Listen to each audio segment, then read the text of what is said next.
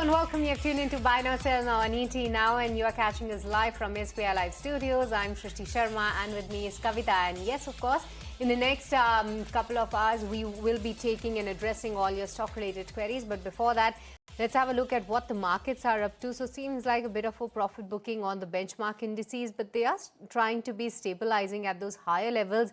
A very, very mild recovery from the day's lowest point is what we are getting to see on Nifty 50. The good part is that we are sustaining above that 25,700 mark for ourselves, while for Nifty Bank as well, it's over 100 points of decline is what we are getting to see. But the movers today, definitely it's Hero MotoCorp, Power Grid. They are a bit under pressure, but on the flip side, it's Titan that is seen to be shining bright. Bharti Airtel too on the back of the numbers. And all in all, seems like a decent day coming in for the markets. Some movers and some stocks are trying to lend support to the market movement as we speak right now. But with this, let's move on and let's connect with our experts with further ado, and let's start taking all your stock-related queries. But before that, viewers, just a small note that you can connect with us on the WhatsApp number that will be flashing on your screen throughout the show. Write to us, tell us your name, the stock that you have invested in, the time horizon you wish to stay invested for, and we'll try to address as many queries as possible amidst so many earnings that are also trickling in. So let's get started, and let me welcome Kunal Bothra on the show right now. He's joining us from the studios itself. Hi Kunal, morning, and let's get started. So many queries, and your fans have already started writing to us. The first query that I have, Kunal, is coming in from MGL from Satya. He says that he's holding the stock at a price of 1,490 rupees, now having a loss in this particular counter. What will be your advice? Stay on or average at these levels? No, not to average the stock definitely at these levels. But then if you get an opportunity to try and exit, I'll suggest that it's better that you exit the stock maybe on slight bit of bounce back. So I think currently it's at 1270. Your buy price is closer to 1490, 1500 levels.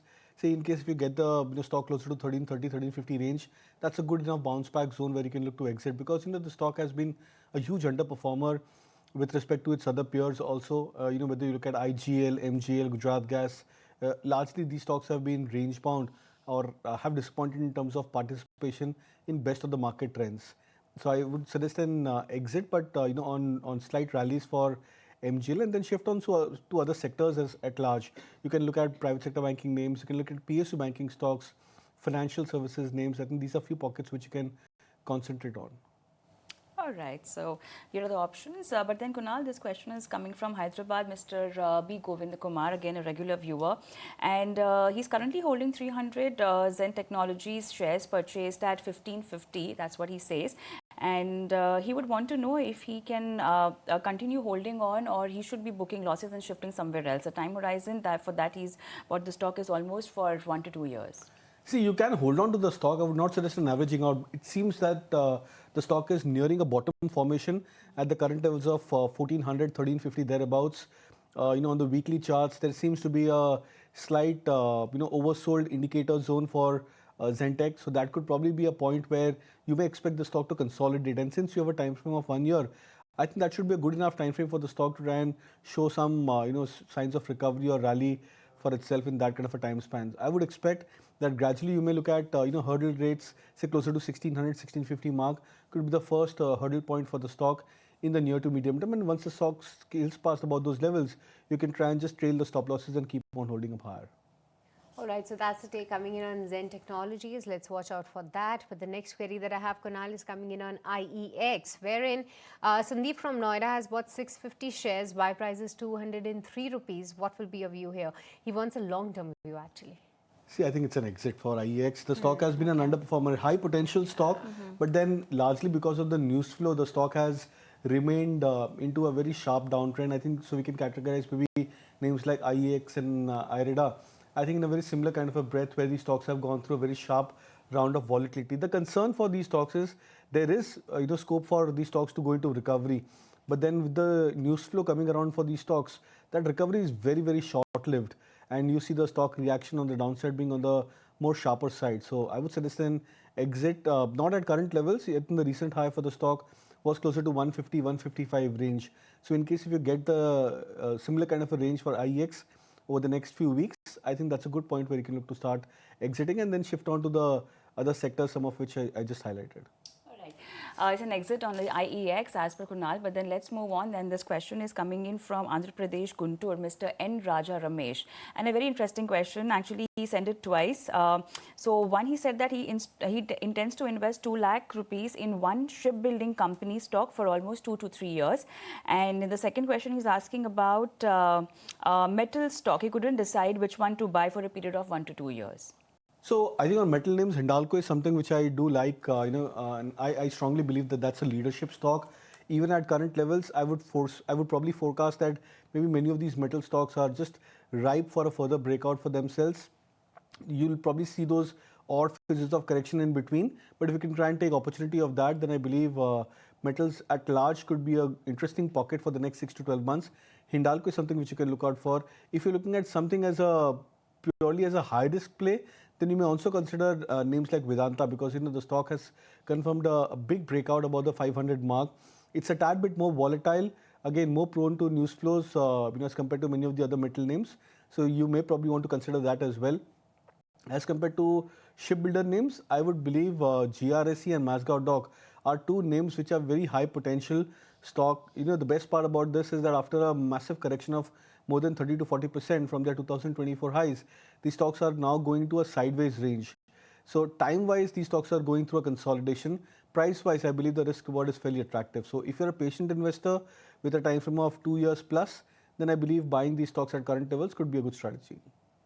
Right, so that's the take coming in on select defense counters. But Kunal, with this, you take a breather and we take a breather. Reviewing stockbroker rules to strengthen risk identification and compliance frameworks on the MCX glitches. He added that a root cause review is underway to prevent future disruptions.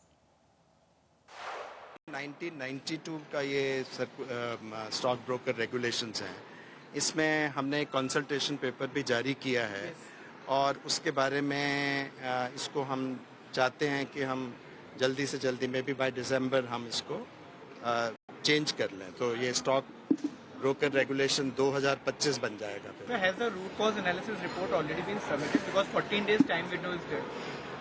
Root cause analysis के भी stages हैं, एक 24 घंटे में भी देनी होती है, 48 घंटे में भी देनी होती है, तो will follow the SOP in that. SOP काफ़ी आप देख लें उसको, that really defines how we will go ahead with doing it. All right, so that's the big commentary coming in from SEBI chairperson. We'll track more on that. But with this, let's move on and let's get shift focus to some of the earnings then. And JK Paper did come out with a decent set this time around. But what's the outlook on the margins and the overall growth?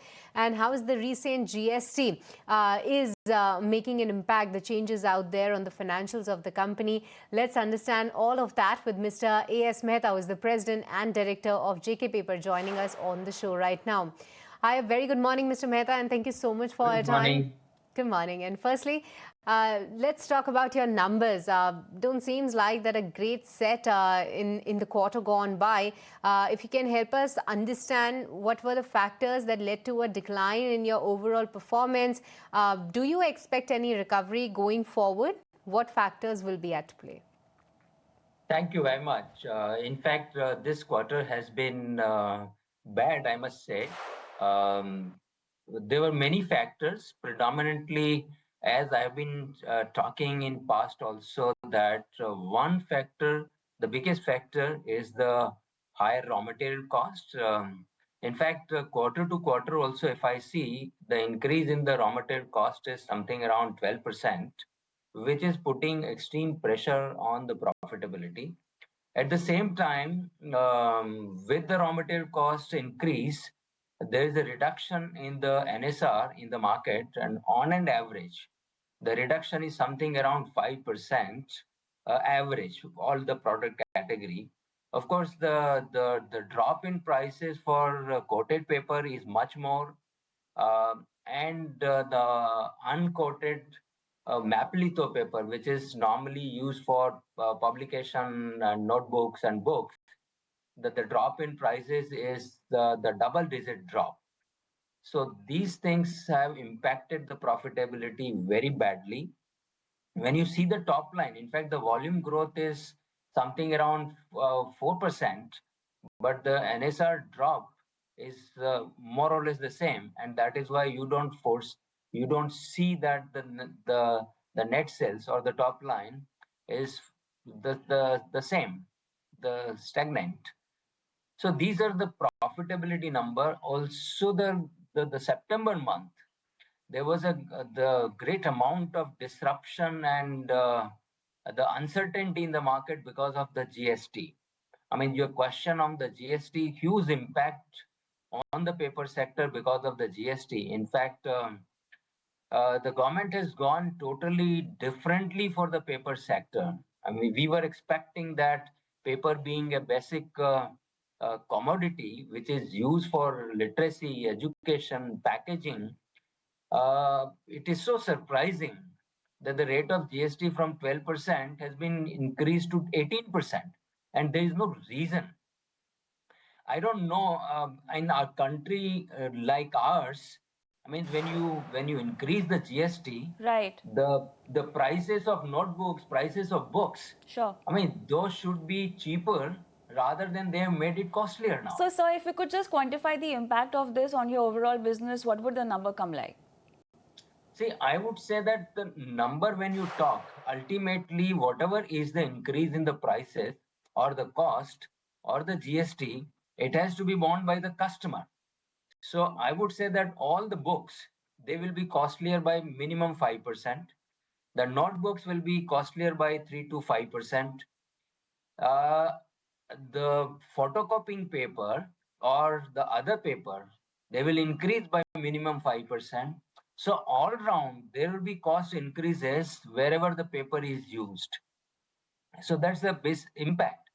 Also, what has happened is that since the paper for notebooks has been made as zero, so the impact is that the basic price of the paper will increase because there will not be any GST credit available to the paper companies, so they will have to increase the basic price. That itself is going to be 12 to 14, 15% increase in the paper basic price. That will impact the cost of the notebooks, and the local paper will be costlier and the imported paper will be cheaper because they will not have to do any reversal of the input tax credit. So what we are talking, the honorable prime minister is talking that the vocal for local, but the whole GST for paper sector, it is encouraging the import of paper in the country. Indeed. No, So no, we we don't definitely understand what has understand. been the genesis of the GST reform. No, we take note of that how difficult it could be for the domestic players. But let's talk on your margins as well. I know that you have highlighted a bit of the challenges that the industry and JK Paper is facing right now. But for some quarters now, they have been hovering below that 20% mark. What's the visibility there? Can there be some more pressure in the near term? Any strategy in play to maintain your margins at these levels? I would say that see, the government has done one thing which is favorable for paper industry, which is the minimum import price for the packaging board. The virgin packaging board, the minimum price has been announced. So to that extent, there will be some relief from the import or the dumping of packaging board. Hopefully, there should be a correction in the prices. So that is one favorable factor. The other favorable factor, I would say that the raw material availability should improve now, because during the monsoon season, the availability was very badly impacted because the heavy rains in most part of the country. So the availability of raw material should provide some relief on the raw material cost. And in any case, when the economy is buoyant, there will be demand of paper and the packaging material. So the demand should be fairly good. So hopefully the quarter 3 and quarter 4 should be better for paper sector. This is what I would say. But at the same time, for JK paper, the only thing is that the Q3 normally we take the annual shut at both our plant. So to that extent, there will be some impact. All right, so having said that, let's also talk about your capex plan.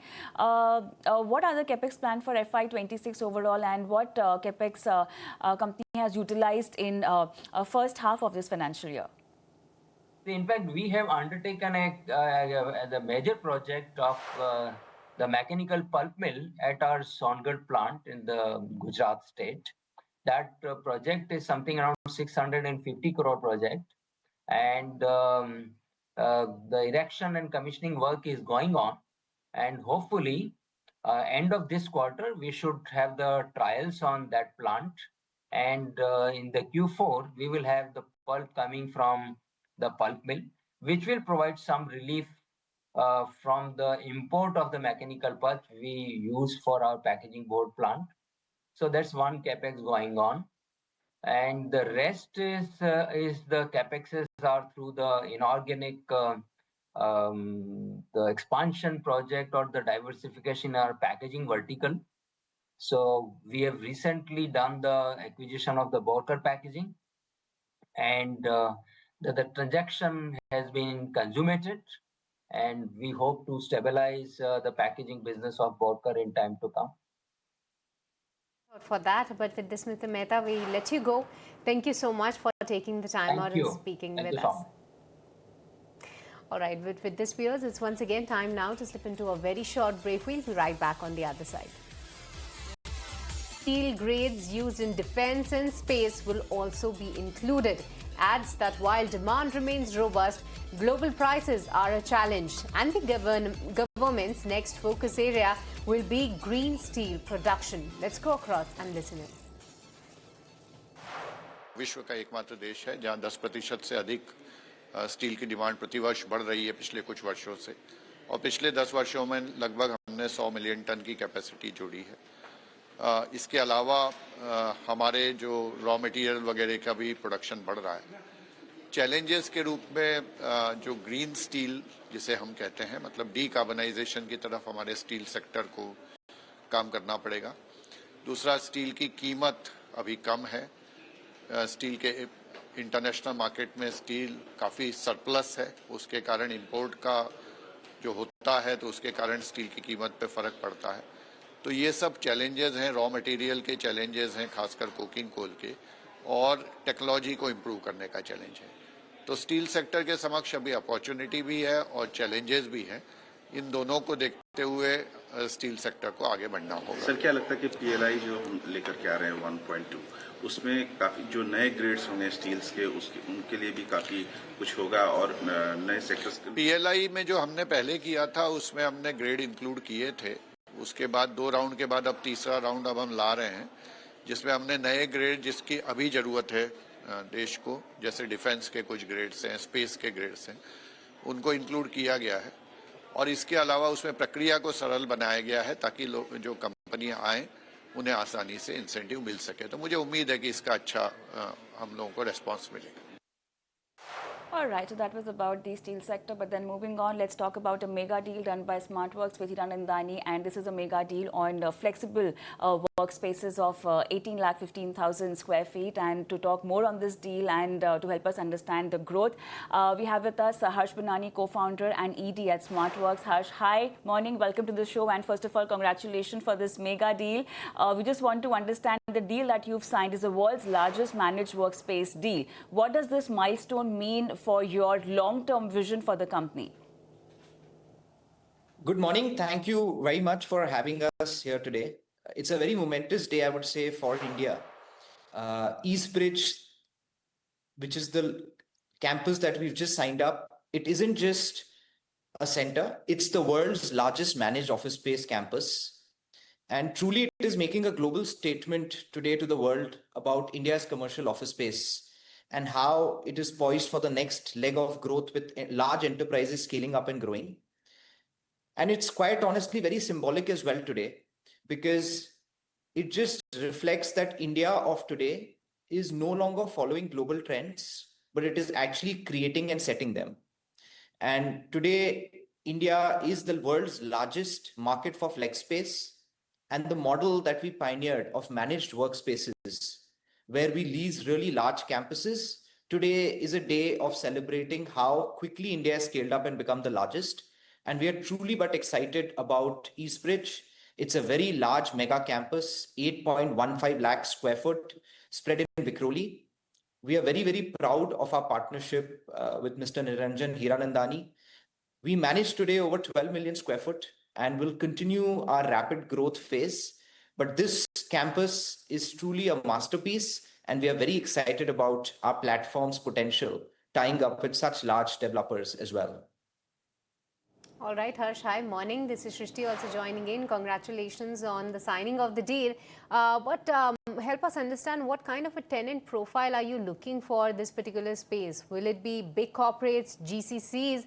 And specifically, what's the outlook going ahead on GCCs, the kind of contribution and excitement you are seeing from this segment?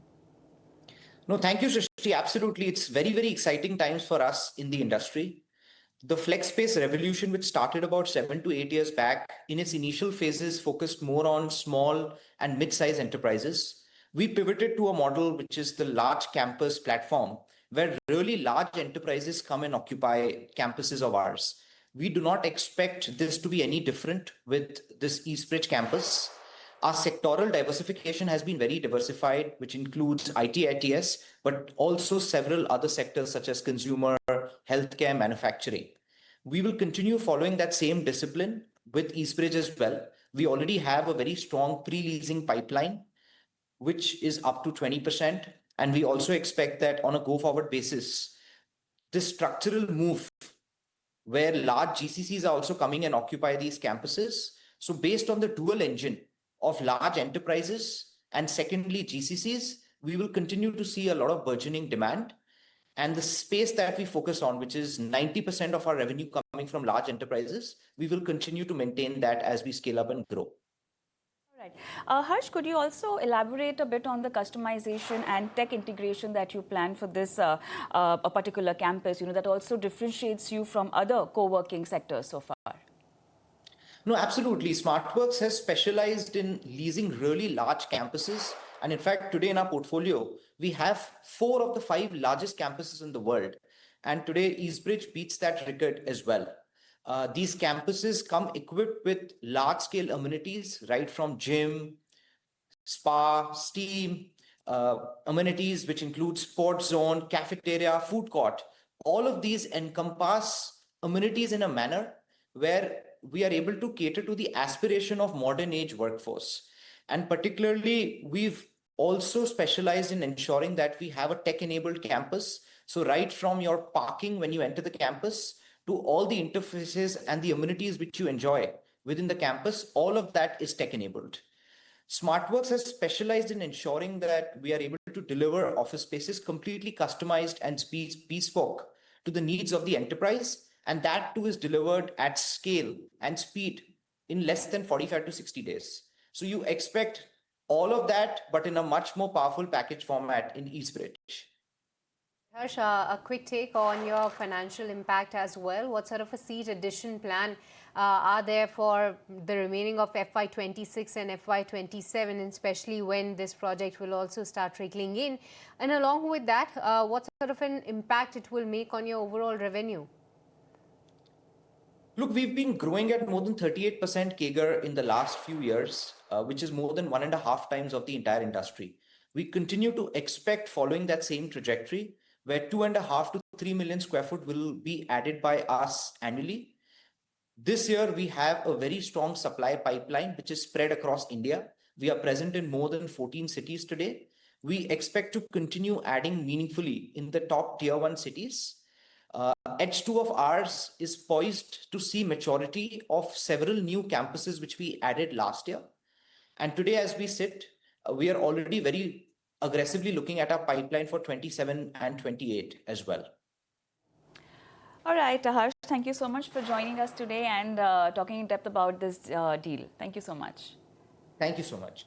But then moving on, let's talk about our very special initiative. The beginning of the month often marks key financial activities, salary credits, bill payments, and planning expenses. But just as we plan plan for our expenses, it's equally important to plan for our investments. To encourage this habit, SBI Mutual Fund in collaboration with Times Network is launching a nationwide investment. Let's begin with the UK operations, and UK operations have now been fully reconfigured towards non-cyclical value-added products. Could you share when you expect meaningful contributions from this particular segment?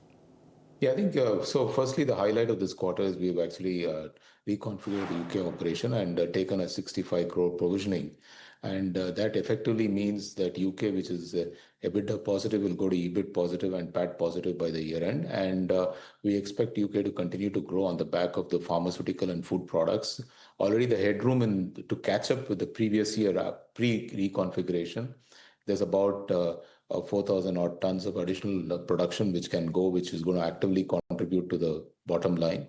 And we expect that UK will be consistently profitable and not have dips of the cyclical business. Adding a bit more color, I would say that domestic India continues to grow. India has grown broadly in terms of revenues. If I take the overall H1, because between quarter to quarter there are sort of variations, 15% growth in revenue, and backed by broadly, I would say 10% growth in salt and about 30% growth in sodium bicarbonate and soda ash. And effectively, the profits are up about 35%, 35% at EBITDA and PAT level. So, and Kenya has had a bit of a blip because we also paid, one-time settlement of all the tax issues by paying 16 crores to Kenya Revenue Authority to sort of move forward from a dispute which we had. But also Kenya has settled the long-standing the land rate dispute. There were some shipment issues at the port level, but I think it should get cleared by the H2 of this year. The big issue has been US, where I think while domestic market in US is doing well, as per plan and is more or less steady, I think exports from US have suffered a lot. 50% of the US production is exported, and mainly the exports going to Southeast Asia, which has had a big price dip. The price impact is the highest there, mainly because China, Malaysia, Vietnam, these countries are facing a lot of pressure from their exports and had to curtail their exports to US because of the tariff issues. Hopefully, with the tariff thing coming to at least getting settled, that should settle during the course of the year. All right. Morning, Mr. Mukundan, but help us with the outlook on the soda ash prices as well, because they remain near multi-year low amid the persistent oversupply concerns. So that is true. I think they're multi-year low. But I think if you look at the domestic markets which we serve, which is basically the African markets, Indian market, and the US market, that more or less the domestic markets are steady, or they're, in India, they're down by about 3 or 4% from the previous year. We expect the prices to remain more or less where they are in the range bound. And if the anti-dumping other measures come through, it would trend up to a level where it is reasonable. If you look at the biggest pressure has been in the export market, or what we call a seaborne market, where it has fallen from close to about $210 to $160. A $50 drop is almost 25% drop in pricing. These are unsustainable prices because most companies are making cash losses at the supplying into those markets. I think they have to correct. But that's a reflection of unsold inventory buildup which has happened, and also the consuming industries which are facing huge tariff pressure. So hopefully there's a medium-term issue. China is also going through reconfiguration. 50% of their capacity increase is happening mainly in the natural soda ash, but they have to take out the synthetic capacities. And that timetable for taking out synthetic capacity is not clear. So two main pressure points in the world. One is China, other one is Europe.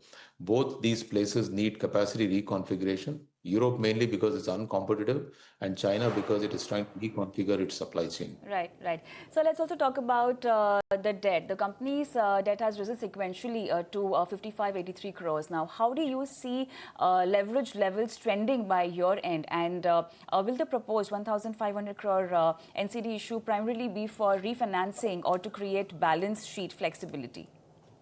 Actually, the debt has not moved. What has happened is rupee has depreciated against UK pound. So we have about 200 million pound UK debt, which is actually denominated in pounds. That is where the 200 crore increase has happened. In fact, rupee has been more or less stable or range bound with dollar. Our biggest issue has been the surprise rupee depreciation against UK pound, which has led to. So I think if rupee tends to appreciate in future, which hopefully it should, I think that should correct itself. But our debt reduction plans are in line. The 1500 raise which we have done in capital is for multiple reasons. As I said, we will formally announce expansion of soda ash in India by about 500,000 ton, and also expanding salt capacity by another 20 odd percent and bicarb capacity by 30 odd percent by the next quarter, because these are all getting undergoing review at the board level. And this is to create flexibility of funding all the growth which we need in the next 18 months or so. So we will continue to invest in India, continue to invest in Kenya, and look at how to sort of reconfigure markets as far as the US operation is concerned.